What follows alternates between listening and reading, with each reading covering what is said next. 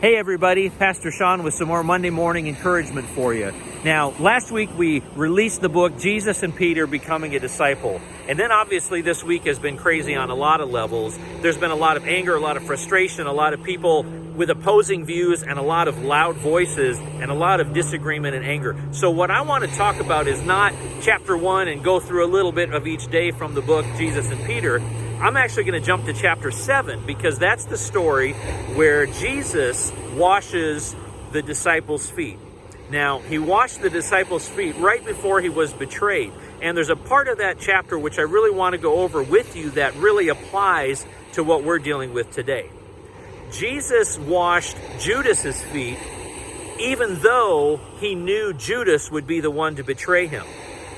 Jesus already knew it. It was going to happen. And yet he washed Judas's feet with the same care, with such attention to detail, with such compassion that none of the other disciples knew it was Judas who would be the one to betray Jesus.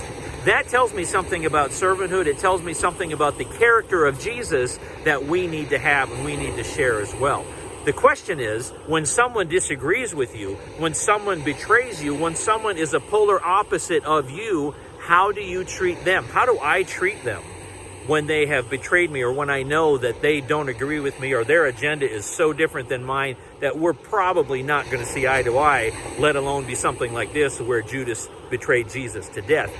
Even though Jesus knew it was going to happen, he treated others. So I need to look to Jesus' example and say, hey, I'm going to treat others the same way. Is it easy to do?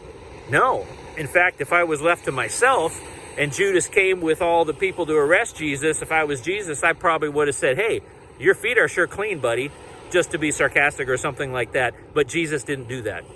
He cared about other people because that was his character. It didn't matter what their opinions were. It didn't matter what side they fell on. It didn't matter what their agendas were. First, Jesus cared. He spoke the truth and he corrected when he needed to correct, but first he cared. Let's do the same thing. Let's take this issue, no matter what the issue is. Next week it'll be a different one, and there'll be another thing to be at odds with someone about, just like there always is.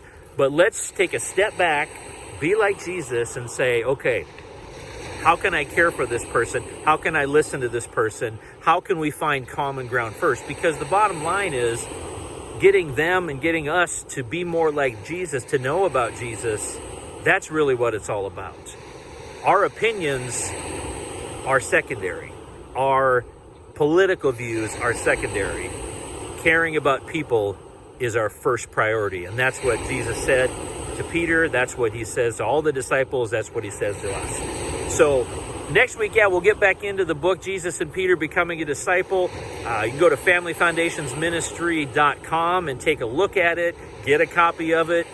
We can send PDF files out. That's what we're doing right now for the month of June, and I'd love to go through it with you. But I wanted to jump ahead and really see what Jesus did and how we can learn from Jesus. So I hope that blesses you today. It's a challenge, but also an encouragement.